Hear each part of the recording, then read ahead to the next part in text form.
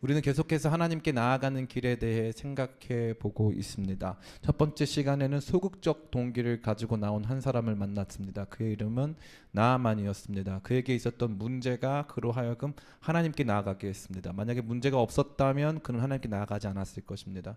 그러나 그에게 문제가 발생했고 그 문제가 생각보다 너무 크고 어려운 것이었기 때문에 그는 하나님께 나아가기를 원했습니다. 그것은 문제 해결을 받기 위한 것이었죠. 그러나 그러한 문제를 가지고 하나님께 나아갔을 때에도 하나님께서는 그의 문제를 해결해 주셨고, 그의 문제 해결을 받은 다음에 그의 목적은 사실 하나님을 만나는 것이 아니라 하나님을 만나 문제 해결을 받는 것이었지만, 실제적으로 문제 해결을 받고 나서 그는 하나님께 나아가는 사람이 되었습니다. 참 놀라운 일이 아닐 수 없습니다. 이렇게 하나님께서는 그분이 찾으시는 사람들을 부르시고 그 사람들로 하여금 그 문제를 해결받게 하시며 하나님께 나아가는 삶을 살게 하신다는 것입니다. 두 번째 시간, 우리는 적극적인 동기를 가지고 하나님께 나아가는 사람의 모습을 에녹의 믿음을 통해 생각해 보았습니다. 그것은 보이지 않지만 만물을 창조하신 하나님이 지금 여기 계시고 그 하나님을 찾는 자에게 하나님이 상 주신다 하는 것을 믿는 믿음이라 했습니다.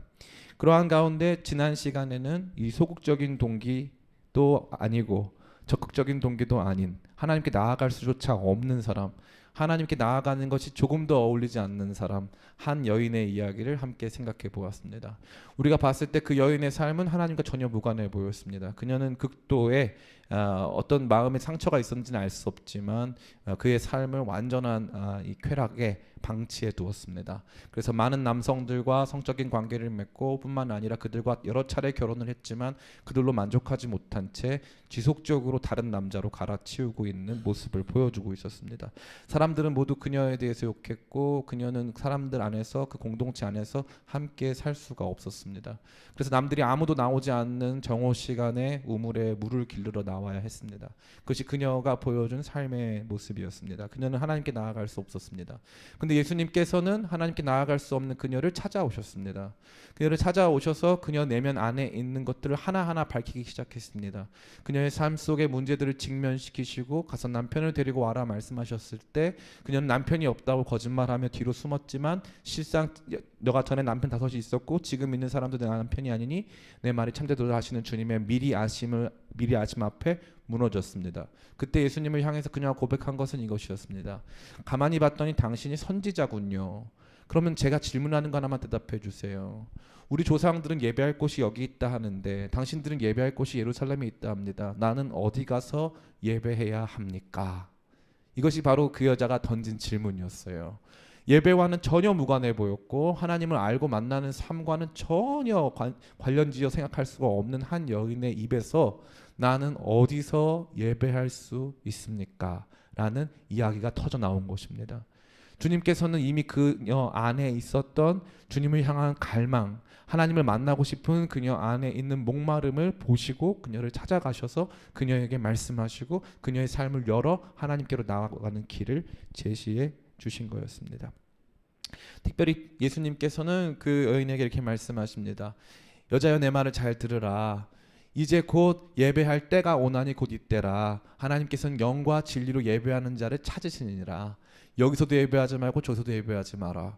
우리가 여기까지 듣고 나면 예배에 대해서 오늘 우리의 관념으로 생각을 합니다. 그래서 무슨 말이냐면 예배 드린다는 거 찬양도 부르고 뭐 기도도 하고 뭐 말씀도 읽고 이러한 식으로 우리 관념을 생각하지만 이 당시의 예배는 100% 희생제사입니다. 다른 오해의 소지가 전혀 없어요. 희생제사, 다시 말해서 희생 제물을 죽이고 그 피를 흘림으로써 자신의 죄를 그 희생 제물에 전가시키고 그 피를 흘림으로써 자기의 죄가 정하게 되어지는 그러한 일들을 말한다는 것입니다. 그래서 오늘 우리의 말씀의 출발점은 바로 이 지점이 되는 것입니다. 다시 말해서 하나님께 나아갈 수 없었던 한 여인의 삶에 예수님께서 찾아오셔서 이제는 영과 진리 안에서 예배할 수 있다고 하셨을 때 그것이 구체적으로 어떻게 이루어지는 것인가에 대하여서 오늘 제가 여러분과 함께 생각해 보기를 원합니다. 왜 하나님께 나아가기 위해 희생제사가 필요한 것인지, 그렇다면 이제는 왜 그러한 희생제사가 없이 하나님께 나아가는 것인지 오늘 본문의 말씀은 매우 분명하게 말해주고 있습니다. 아무쪼록 오늘 본문 말씀을 통해서 예수 그리스도께서 제시하시는 놀라운 길을 바르게 이해하고 깨달아 길 되신 예수님을 통해 하나님께 나아가는 저와 여러분 되시기를 예수님의 이름으로 축원합니다. 첫 번째로 우리는 죄에 대해서 깊이 생각해 볼 필요가 있습니다. 희생제사는 죄 때문에 필요한 거거든요. 희생제사의 핵심은 죄로 인하여 단절된 하나님과의 관계 회복, 화해라고 할 수 있습니다. 죄는 우리와 하나님을 단절시키는 것입니다. 죄가 가지고 있는 여러 가지 성격 중에 굉장히 중요한 것, 그 핵심은 무엇이냐 하면 우리가 하나님께로부터 단절됐다는 것입니다. 죄는 우리로 하나님과 나누게 하고 단절시키는 역할을 했다는 것입니다. 이사야서 5장 1절과 2절이 그것을 잘 제시하고 있습니다. 같이 한번 앞에 화면이 준비되어 있습니다. 말씀을 같이 한번 읽어보겠습니다. 시작. 여호와의 손이 짧아 구원하지 못하심도 아니요 귀가 둔하여 듣지 못하심도 아니라 오직 너희 죄악이 너희와 너희 하나님 사이를 갈라놓았고 너희 죄가 그의 얼굴을 가리워서 너희에게서 듣지 아니하시게 함이니라. 아멘. 우리가 하나님께 나아갈 수 없고 하나님을 만날 수 없는 가장 중요한 이유는 바로 죄의 문제라는 것입니다. 우리 죄로 인해서 우리 하나님과 멀어지게 된 것인데 아담과 하와가 범죄하여 그들은 에덴 동산에서 추방되었고 에덴 동산은 그 에덴 동산 주변을 두루도는 화염검으로 말미암아 완전히 통행 제한이 이루어졌습니다. 그렇기 때문에 인간은 하나님 없는 삶을 살게 되었습니다. 하나님 없이 방황했고 하나님 없이 더 큰 나락에 빠지면서 힘든 삶을 살게 된 것이죠.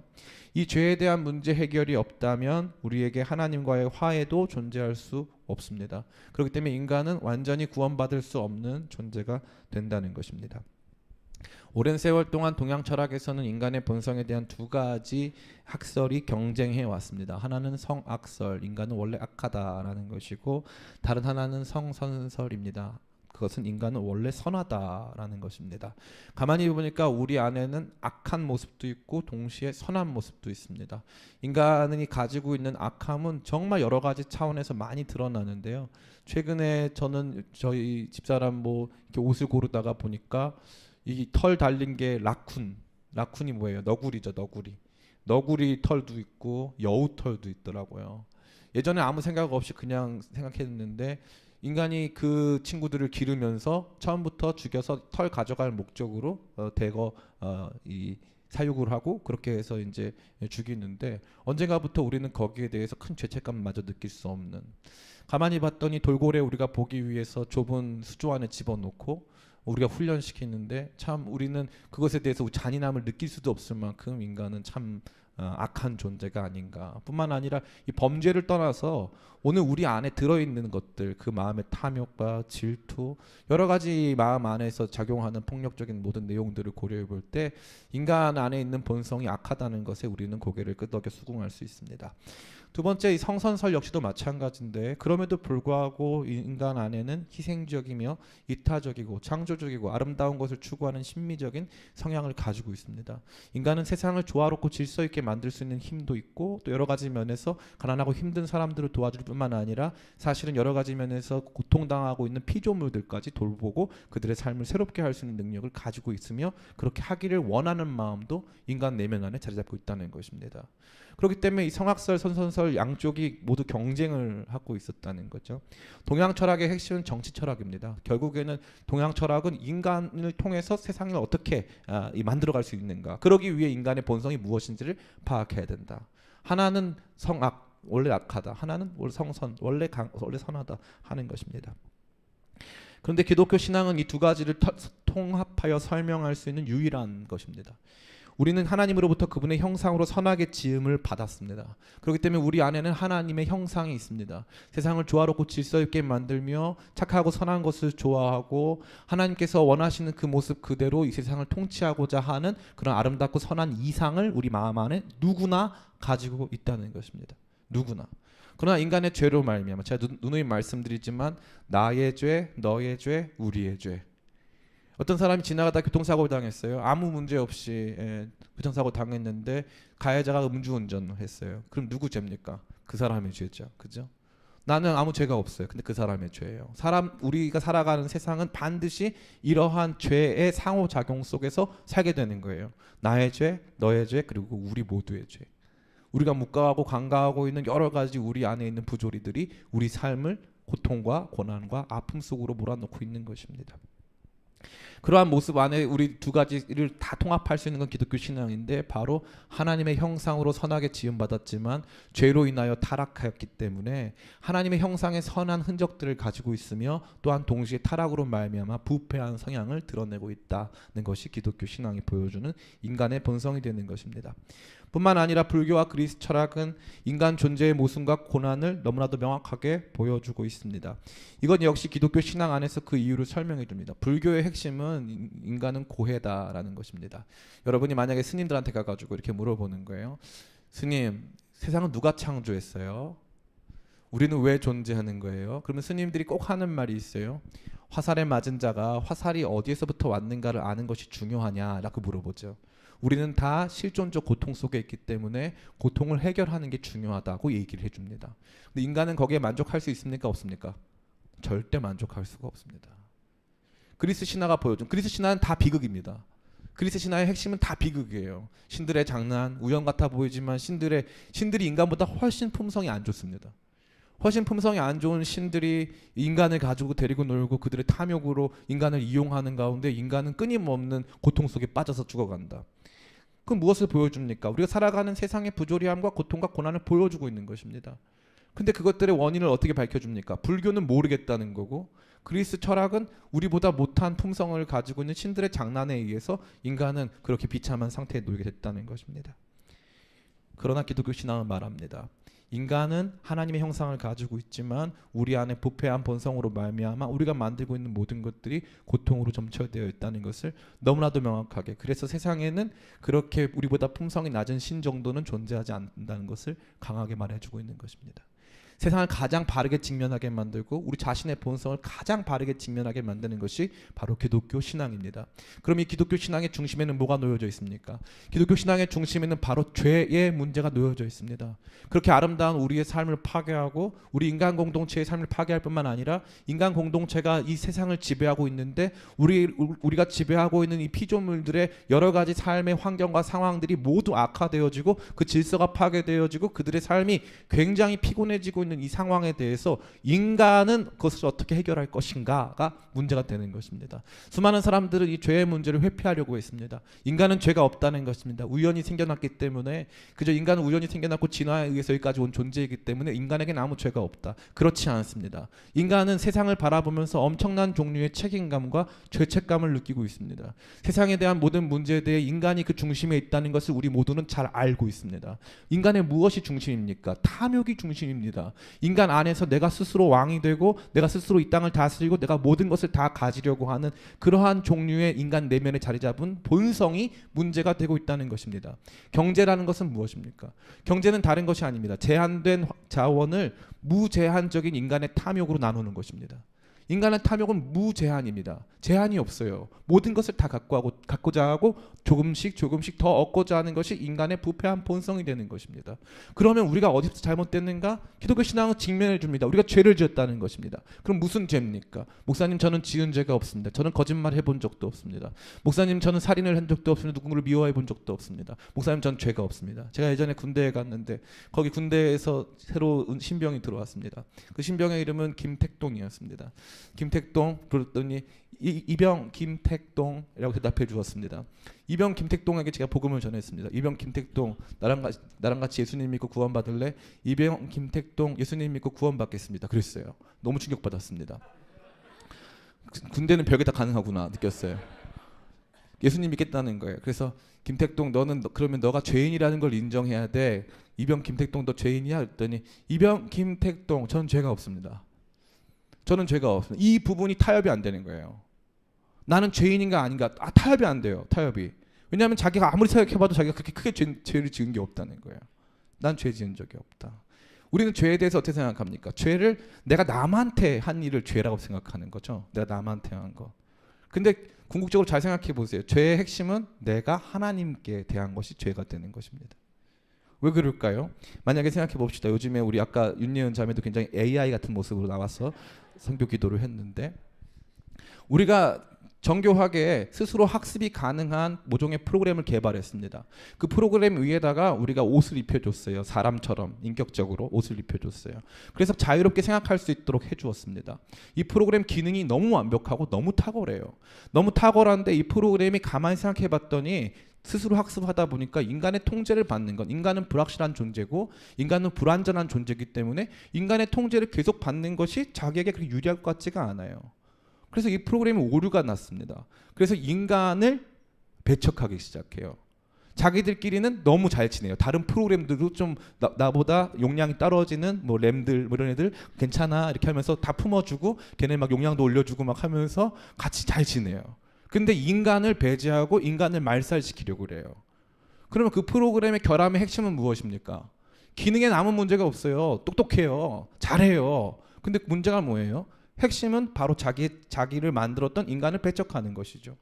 그러면 똑똑한 인간이라면 어떻게 해야 돼요? 그 프로그램 폐기시켜야죠. 그 프로그램 폐기시키고 다시 그 프로그램을 다시 만들어야 될 거 아니겠습니까? 우리는 그 상황에 놓인 것입니다. 인간 프로그램, 인간이라고 하는 창조적 프로그램은 지금 자체 모순 결함에 걸려서 조만간에 파국을 맞이할 지경입니다. 기독교 신앙에만 종말이 존재하는 것이 아닙니다. 오늘 신앙 없이 살아가는 사람들도 결국 인간이 맞이하게 될 미래는 디스토피아, 인간이 만나게 될 미래는 전혀 이상적이고 아름답지 않다는 것을 대부분의 사람들이 다 인정합니다. 인구 과잉, 사람이 많아져서 결국 인간들이 이 모든 것들을 다 해결할 수 있을 거라고 생각했지만 그렇지 못하다는 것도 다 알고 있다는 거죠. 사랑하는 성도 여러분, 저와 여러분이 지금 믿고 있는 이 신앙은 여러분들이 그냥 책상에 앉아서 혹은 집에서 기도하면서 믿는 신앙이 아니에요. 우리가 믿고 있는 이 신앙은 전 우주의 존재의 의미를 밝히고 우리가 나아가야 될 길의 의미를 완전히 제시할 수 있는 세상의 유일한 진리의 빛이 되는 것입니다. 그러한 가운데 이 죄의 문제를 직면하지 않고서는 우리가 통과할 수가 없어요. 아까 말씀드린 것과 같이 그러한 스스로 자가학습이 가능한 프로그램이 존재해서 그 자가학습 가능한 프로그램이 그 창조주를 버리기 시작했다면, 창조주와의 관계가 멀어지기 시작했다면 창조주는 분명히 그것을 위한 보완 프로그램, 분명히 그것을 위한 모종의 그 프로그램을 폐기하는 절차를 밟아 나갈 것입니다. 그것이 지금 인간이 처한 위치입니다. 과학기술 문명이 고도로 발전하고 우리가 가질 수 있는 여러 가지 자원들의 양이 폭발적으로 증가한다 할지라도 이 문제는 해결할 수 없습니다. 그래서 우리 인간의 중심의 모든 문제의 근원에는 바로 죄의 문제가 자리 잡고 있다는 것입니다. 전 여러분들이 이것을 깊이 깨달아 아시기를 간절히 바라겠습니다. 두 번째입니다. 우리는 오늘 말씀을 생각하는 가운데 그렇다면 그 죄의 문제를 해결하기 위한 희생제사라는 제도에 대해서 깊이 생각해 볼 필요가 있습니다. 세상 모든 종교에서 인간이 신에게 나아가기 위해 희생제사를 드리는 요소들이 발견되고 있습니다. 그것이 시간이 지나면서 살아있는 생명체를 죽여서 드리는 방식에서부터 이제는 죽어있는 다른 종류의 생명체 혹은 물질들을 신에게 드리는 요소로 바뀌기는 했지만 우리는 인간 역사와 문명 안에서 지속적으로 생명을 드리는 제사를 보게 된다는 것입니다. 성경도 이와 같은 제사 제도를 활용합니다. 어떤 분들은 이렇게 말해요. 목사님, 이러한 제사 제도가 성경에만 있는 것도 아니고 유교에도 있고 힌두교에도 있고 무슨 우리가 사실은 잘 만나지도 못했던 신대륙이라고 할 수 있는 아메리카 대륙에도 서구 문명이 닿기 이전부터 이미 그러한 종류의 희생 제사가 있었기 때문에 다시 말해 기독교 신앙이 일반 종교와 같다는 의미가 아니겠습니까? 라고 많은 사람들이 생각할 수 있습니다. 그러나 이것은 역으로 반대로 말하면 이것과 같습니다. 무엇입니까? 기독교 신앙이 그러한 모든 종류, 다시 말해서 생명을 생명으로 대체한다. 생명을 생명으로 대체한다라고 하는 기본적인 원형을 제공해주고 있다는 것입니다. 기독교 신앙이 생명을 생명으로 대체한다. 다시 말해서 죄의 싹은 사망이다. 죄는 반드시 사망으로 이어지게 되어 있다라고 하는 종류의 이 사고를 기독교 신앙이 원천적으로 먼저 가지고 있었고 그것에 대한 파생적인 모습이 다른 여러 종교들 안에 나타났다는 것입니다. 이 기독교 신앙의 우위권, 다시 말해서 우리가 가지고 있는 신앙이 다른 종류의 신앙들을 완전히 아울러서 보여줄 수 있는 그 우위권의 중심 안에는 기독교 신앙, 구약 안에 들어있는 체계적인 희생제사 제도에서부터 발견할 수 있습니다.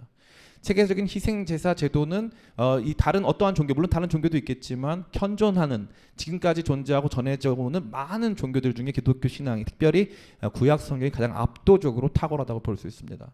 어떠한 예물을 어떠한 방식으로 드릴 것이며 그 예물이 상징하는 것이 무엇인가를 완전히 잘 보여주고 있기 때문에 그렇습니다.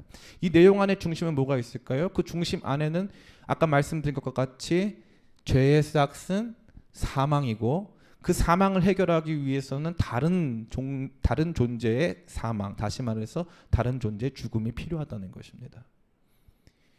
제가 종종 여러분에게 가끔 기도할 때 드리는 말씀이 있는데, 주홍같이 붉은 죄를 주홍같이 붉은 피로, 이런 말을 드린 적이 있어요. 우리의 죄가 결국 사망으로 나아가게 한다. 우리 자신을 하나님께로부터 단절시키고 완전한 죽음에 이르게 한다라는 것을 강하게 보여주기 위해 제가 제시하는 시각적 이미지입니다. 주홍같이 붉은 죄를 주홍같이 붉은 피로 대체하는 것입니다. 하나님께서는 수천 년간 다양한 문화권 안에서 다양한 민족, 지역, 언어를 초월하여서 이러한 종류의 생명으로 생명을 살 수 있다라고 하는 등가 교환의 원칙을 여러 가지 면에서 계속적으로 보여오셨고, 그 중심에 구약 성경을 두셔서 그것으로 하여금 우리로 하여금 그것을 바라보면서 결국에는 우리의 죄를 위하여서 누군가 대신 그 역할을 감당해야 하는 것을 알게 했다는 것입니다.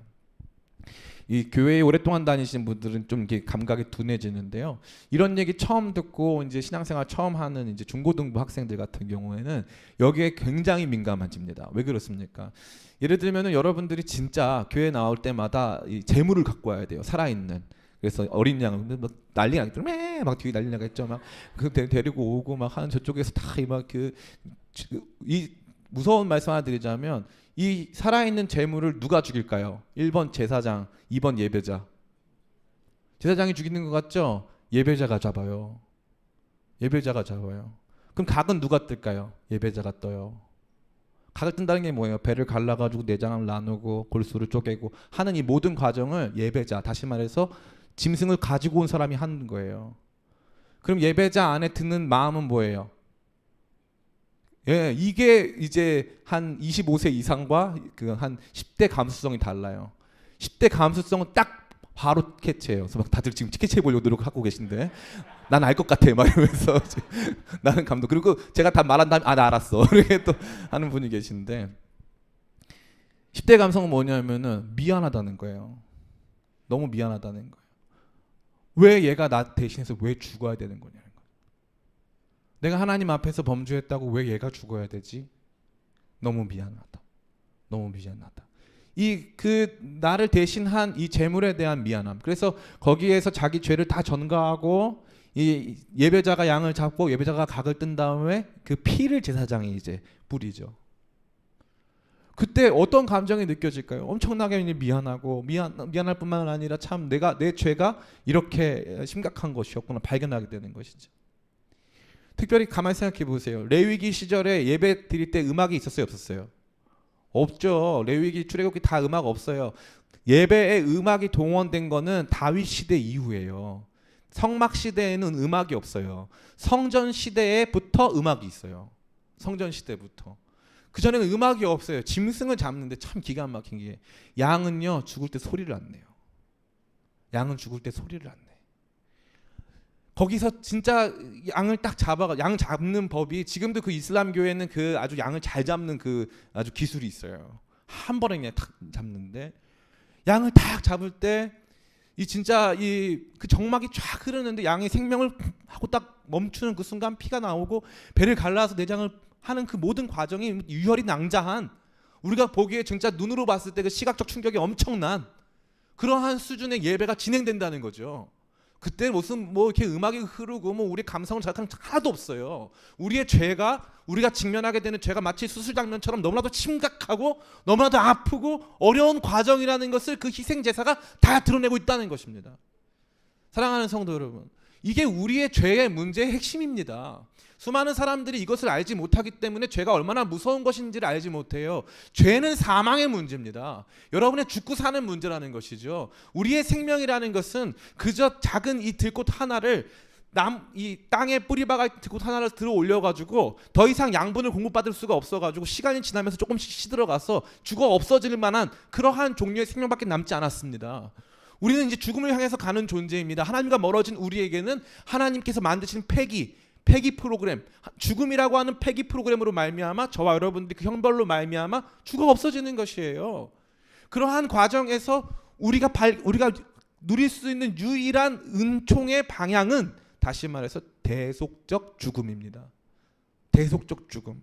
하나님께서는 이 대속적 죽음이라고 하는 굉장히 중요한 주제를 기독교 신앙이 아닌 다른 종교에 다 뿌려두시고 그것을 가장 구체화시킨 구약 성경 안에서 보여주실 뿐만 아니라 그것을 오늘 예수 그리스도를 통해서 완성하고 있음을 저와 여러분에게 보여주신다는 것입니다.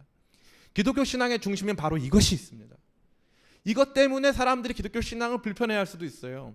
하나님만 찾는 신앙, 무슨 말이죠? 문제 해결의 하나님, 나의 위로자 하나님, 나의 갈 길을 제시하시는 하나님만 찾는 신앙은요, 참다운 의미에서 기독교 신앙이 없습니다. 기독교 신앙의 중심에는 우리를 위하여서 자신의 피를 흘리신 하나님의 어린 양 예수 그리스도를 믿는 믿음이 자리 잡고 있습니다. 그 믿음 없이는 우리가 하나님께 나아갈 수가 없습니다. 그 예수 그리스도의 죽으심 없이 우리의 죄가 씻겨질 수가 없습니다. 주홍같이 붉은 죄가 주홍같이 붉은 피로 씻겨지는 것이기 때문에 예수 그리스도의 피 없이는 우리의 대속이 존재할 수 없다는 것입니다. 그것이 바로 이 구약 희생제사가 저와 여러분에게 수천 년 동안 수천 년의 역사를 통해 존재했던 모든 사람들에게 알려지고 보여졌던 굉장히 중요한 내용이 된다는 것입니다. 그래서 구약 제사가 굉장히 중요한 내용을 갖습니다. 그렇다면 이제 세 번째 우리가 생각해 봐야 될 것이 있습니다. 그것은 바로 예수 그리스도의 십자가입니다. 예수 그리스도의 십자가는 구약 성경에 등장하는 희생제사의 완성본이라고 할 수 있습니다. 특별히 세 가지 부분에서 그러합니다. 첫 번째로는 제사 제도 자체입니다. 구약 성경에서 제사 제도는 그 자체로 결함을 가지고 있었습니다. 10장 1절과 2절입니다. 율법은 장차 올 좋은 일의 그림자일 뿐이요 참 형상이 아니므로 해마다 늘 같은 제사로는 나오는 자들을 언제나 온전하게 할 수 없느니라. 그렇지 아니하면 섬기는 자들이 단번에 정결하게 되어 다시 죄를 깨닫는 일이 없으리니 어찌 제사 지내는 일을 그치지 아니하였으리요. 아멘. 구약 제사의 문제는 뭐냐면 언제나 제사를 드려야 된다는 것입니다. 구약 성경 제사에서는요, 이 욤키프르라고 하는 대속제를 중심으로 해서 1년 전체가 제사의 향연입니다. 오전과 오후에 상번제, 다시 말해서 언제나 드리는 번제가 진행이 되고요. 그러한 가운데서 자기가 범한 점제에 대해서 또 다른 이 제사를 또 진행해야 됩니다. 유월절 제사가 있고 여러 가지 제사를 통해서 끊임없이 반복되는 제사 패턴을 통해서 자신의 죄 문제를 해결하지 않으면 해결될 수가 없다는 것입니다. 다시 말해 이것은 그림자이기 때문에 앞으로 임할 장차 올 좋은 일들을 보여주지만 그 자체로는 완전한 것이 아니어서 이것들은 날마다 반복해야 그 효과를 경험할 수 있다는 것입니다. 근데 예수님께서는 어떻게 하셨습니까? 우리 10절 말씀 같이 한번 읽었으면 좋겠습니다. 같이 읽겠습니다. 시작. 이 뜻을 따라 예수 그리스도의 몸을 단번에 들이심으로 말미암아 우리가 거룩함을 얻었노라. 아멘. 하나님께서 뜻하신 바 있으셔서 예수 그리스도의 제물 되심, 제물로서의 예수님의 가치는 단번에 우리의 거룩함을 이룰 수 있고 더 이상 다른 종류의 제사를 요구하지 않는다는 것입니다. 기독교 신앙은 과거에 있었던 사람들의 제사 제도 자체, 인간 본성 안에 자리 잡고 있는 죄와 생명의 등가 교환의 원칙 등을 다 무시하는 것이 아니라 그 모든 것들을 한 번에 완성시키는데 그 한 번의 완성의 중심에 예수 그리스도를 단번에 제물로 올려드림으로 그 모든 것들을 완성하고 계심을 말해주고 있는 것입니다. 왜 그렇습니까? 짐승의 피와 하나님의 아들의 피는 질적으로 완전히 다르기 때문에 그렇습니다. 10장 4절입니다. 같이 한번 읽어볼까요? 10장 4절 시작. 이는 황소와 염소의 피가 능히 죄를 없이 하지 못함이라. 아멘.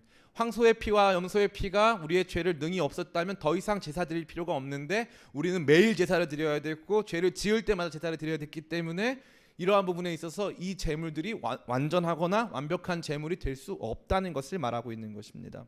그러나 예수님의 피는 우리를 모든 것에서 깨끗하게 할 수 있음을 말해주고 있습니다. 히브리서 9장 12절부터 14절입니다. 같이 한번 읽어볼까요? 시작. 염소와 송아지의 피로 하지 아니하고 오직 자기의 피로 영원한 속죄를 이루사 단번에 성소에 들어가셨느니라. 염소와 황소의 피와 및 암송아지의 죄를 부정한 자에게 뿌려 그 육체를 정결하게 하여 거룩하게 하거든. 하물며 영원하신 성령으로 말미암아 흠없는 자기를 하나님께 드린 그리스도의 피가 어찌 너희 양심을 죽은 행실에서 깨끗하게 하고 살아계신 하나님을 섬기게 하지 못하겠느냐. 아멘. 짐승의 피보다 가치를 비교할 수 없을 하나님의 아들 예수 그리스도의 피가 우리의 모든 양심으로부터 정결케 하고 죽은 양심의 행실로부터 정결케 한다고 말해주고 있는 것입니다.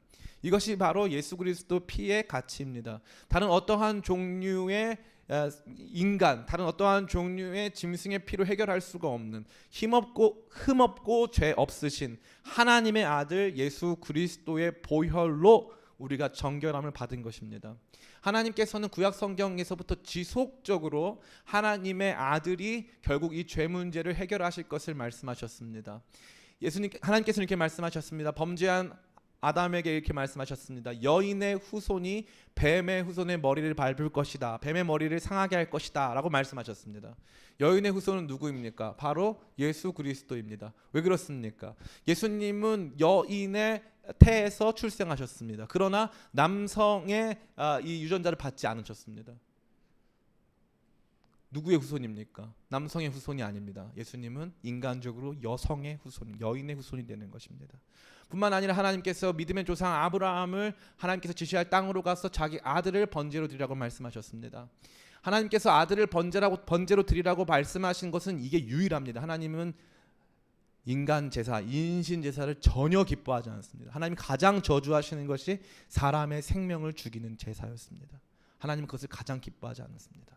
그러한 가운데 하나님께서 아브라함에게 그 번제를 명령하셨을 때 아브라함은 믿음으로 순종합니다. 그리고 그 아들을 그 산에서 잡으려고 하매, 한국말 멋있어요. 사람은 죽여요, 잡아요? 사람을 죽일 때 사람을 죽인다 그래요, 잡는다 그래요? 죽인다 그러잖아요. 근데 성경은 뭐라고 써 있어요? 아브라함이 그 아들을 잡으려 하매 써 있어요. 아브라함이 그 아들을 제물로 인식해서 죽이려고 하는 그 순간 하나님께서 아브라함아 못하게 하세요. 그리고 나서 뭐라고 하세요? 그리고 나서 하나님께서 이렇게 말씀하세요. 내가 너의 믿음을 보았고 네가 나를 이제야 경외하는 줄 알았노라 말씀하시고 하나님께서 거기 하나님이 준비하신 양을 거기서 희생 제물로 잡게 하세요. 그 산은 예수님께서 십자가를 지신 산이에요. 그 산은 바로 성전이 세워진 산이에요. 놀랍지 않습니까? 거기에서 이렇게 말씀하세요. 여호와의 산에서 준비되리라 하시니 여호와 이레다 말씀하세요. 여호와 이레는 준비됐다는 뜻이 아니에요. 이레는 야레라는 동사의 이 다른 변형입니다. 야레는 무슨 뜻인지 아세요? 본다는 뜻이에요. 본다. 먼저 본다. 그래서 뭘 보는 거예요? 하나님이 당신의 아들을 어린 양으로 십자가에서 제물로 주실 것을 그 산에서 미리 보여주신 것입니다. 얼마나 놀랍습니까? 주님께서는요 끊임없이 이 희생 제사 제도를 통해서 유월절 어린 양의 모습, 다양한 종류의 모습을 통해서 저와 여러분을 그 아들을 제물로 주셔서 구원하실 것을 지속적으로 말씀하여 주고 있는 것입니다. 두 번째로는 이 제물의 문제를 넘어서 제사제도의 문제를 넘어서 제사장에게도 문제가 있었습니다. 어떤 문제였습니까? 히브리서 10장 11절부터 14절까지의 말씀입니다. 같이 한번 읽어보겠습니다. 시작. 제사장마다 매일 서서 섬기며 자주 같은 제사를 드리되 이 제사는 언제나 죄를 없게 하지 못하거니와 오직 그리스도는 죄를 위하여 한 영원한 제사를 드리시고 하나님 우편에 앉으사 그 후에 자기 원수들을 자기 발등상이 되게 하실 때까지 기다리시나니 그가 거룩하게 된 자들을 한 번의 제사로 영원히 온전하게 하셨느니라. 아멘. 제사장은 죽어요, 안 죽어요? 제사장 죽죠. 사람이잖아요. 제사장 다 죽습니다.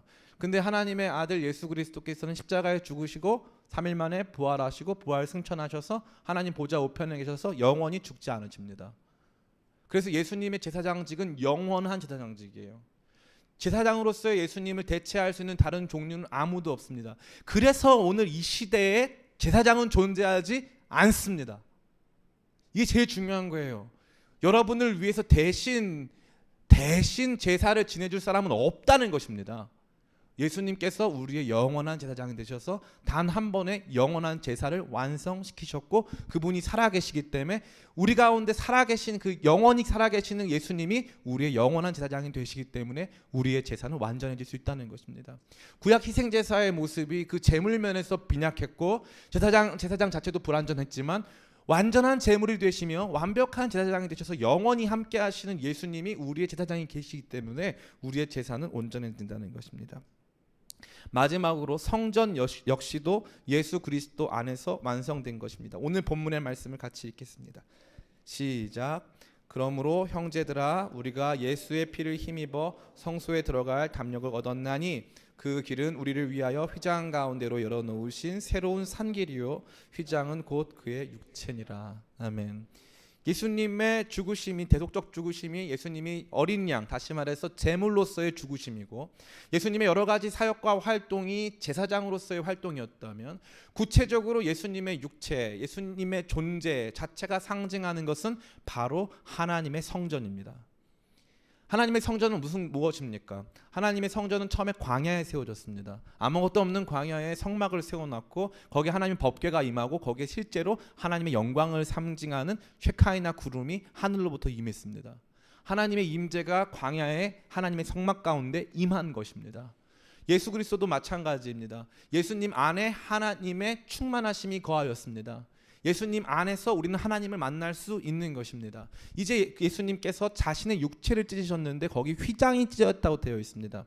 이 휘장은 성소 안에 일반 성소와 지성소를 나누어 두는 천막이었습니다. 일반 성소와 지성소를 나누어 두어서 제사장들도 이 지성소 Holy of Holies 가장 거룩한 이 지성소에 1년 중에 한 번밖에는 못 들어갑니다. 누구도 범접할 수 없는 하나님의 가장 거룩하신 그 임재의 중심에 제사장이 1년에 한 번밖에 못 들어가요. 근데 예수님은 뭐라고 하셨어요? 성전된 자기 육체, 성전의 그 휘장이 된 자기 육체를 찢으사 우리로 하여금 그 성소 안으로 들어가도록 했다는 것입니다. 이게 예수님의 죽으심이 이루신 굉장히 중요한 의미의 일들이 되는 것입니다. 사랑하는 청년 성도 여러분, 저는 여러분들이 예수 그리스도를 더 깊이 아시기를 간절히 축원합니다. 구약 성경으로부터 출발해서 이게 진짜 너무 기가 막힌 거거든요. 처음에는 예수님이 누군지 잘 몰라요. 관심도 없고. 근데 이제 교회 생활하다 보면은 이제 구약 성경 하나씩 읽어 나가는데 처음에 무슨 말인지도 모르고 제일 어려울 때가 언제입니까? 성경 읽기의 위기, 레 위기.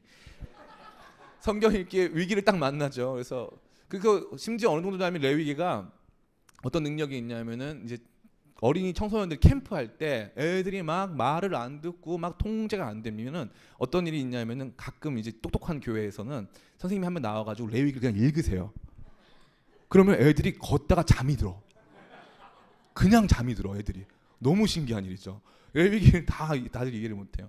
처음에 이게 무슨 말인지를 몰라요. 그리고 무슨 의미인지도 모르고. 근데 시간이 조금씩 지나면은 이 지식이 조금씩 이렇게 쌓여요. 근데 그 조금씩 그 쌓였던 지식이 예수 그리스도 안에서 폭발하는 거예요. 아, 이게 이래서 존재하는 거구나. 이게 이래서 저런 모습이었구나 하는 것들이 예수 그리스도 안에서 폭발적으로 드러난다는 것이죠. 왜 계속적으로 하나님께서는 이 제사를 중시하셨는지, 왜 짐승을 잡아서 자꾸 그 피를 흘리라고 하셨는지, 하나님 너무 잔인해 이렇게 생각하다가 가만히 봤더니 다 이유가 있던 것을 발견하게 되는 거죠. 제사장의 모습도 마찬가지인데 제사장들이 왜 필요한지, 도대체 예수님께서는 그 제사장 가운데 어떠한 역할을 하시는 것인지 시간이 지나면 지날수록 깨닫게 되고 알게 된다는 것입니다. 이게 들어오면요, 그 다음부터는 이 예수님의 역할, 예수님의 가치와 의미가 너무 분명하기 때문에 흔들리질 않아요.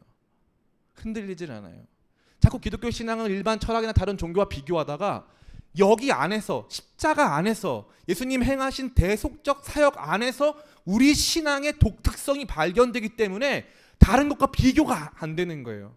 그래서 존 스토트 목사님이 쓴 아주 위대한 책이 뭡니까? 비교할 수 없는 그리스도의 십자가. 비교할 수가 없어요.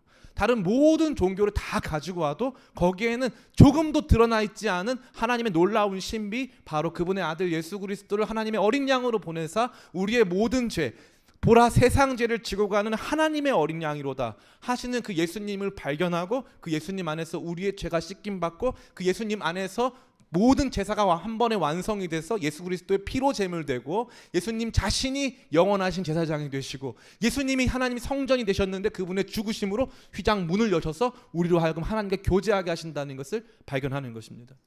제가 길게 설명드린 오늘 이 한 번의 이 설교는요, 사실 여러분들이 진짜 은혜를 받는 그 순간 한 번에 깨닫게 되는 사건입니다. 진짜 은혜를 경험하게 되는 그 순간, 십자가를 바라보는 그 순간 한 번에 발견하게 되는 것이 바로 이것입니다. 저는 이것을 길게 설명했을 뿐입니다. 이것을 제대로 알게 하시는 분은 제가 아닙니다. 성령께서 여러분에게 찾아오셔서 이것을 알게 하실 줄 믿습니다. 로마서 5장 5절에 보면 이렇게 되어 있어요. 성령으로 말미암아 하나님의 사랑이 너희 가운데 부어진 바 됨이니. 하나님의 사랑, 다시 말해서 십자가 안에 드러난 다른 모든 종류의 제물과 비교할 수 없는, 다른 존재했던 모든 제사장들과 비교할 수 없는 성전 그 자체가 되시는 예수 그리스도께서 행하신 그 안에 드러나 있는 하나님의 사랑이 성령으로 말미암아 우리 가운데 부어진다 되어 있습니다. 처음에 십자가는 유대인에게는 꺼리는 것이요 헬라인에게는 미련한 것이라 되어 있습니다. 유대인들은 이 오리엔탈, 다시 말해서 동방에 속한 사람이라고 볼 수 있습니다. 헬라인들은 서구권에 속한 사람들이라고 할 수 있습니다. 동방에 속한 사람들의 이 모습은 비합리적인 모습이 가득합니다. 그들은 조금 더 정적입니다. 그러나 이 헬라권에 속한 사람들은 조금 더 합리적인 사람들이고 합리적인 이성적인 사람들입니다. 이 두 사람들 모두에게 십자가는 다시 말해서 유대인들에게는 꺼리는 것이고 헬라인들에게는 미련한 것입니다. 그러나 성령으로 말미암아 그것을 보게 됐을 때 우리에게는 십자가는 하나님의 지혜가 되는 것입니다. 하나님께 나아가는 길이 십자가 안에서 저와 여러분에게 제시되었습니다. 그 어떤 짐승의 피로도 속할 수 없는 우리의 죄를 하나님의 아들 예수 그리스도의 보혈로 씻기시고, 그 어떤 제사장도 우리가 영원토록 드릴 수 없는 죄를 영원하신 제사장 되시는 하나님의 아들 예수님께서 우리의 제사장이 되셔서 우리를 그렇게 씻어주시고, 하나님의 영원한 성전이 우리 가운데 거하시는데 예수님이 우리의 성전 되셔서 자기 육체를 여시고 우리로 하여금 그 길로 지나가게 하사 하나님을 만나게 하신다는 이 놀라운 진리가 성령으로 말미암아 여러분 가운데 부어지고 여러분 안에서 날마다 깨달아지는 귀한 역사가 있기를 예수님의 이름으로 축원합니다. Everybody,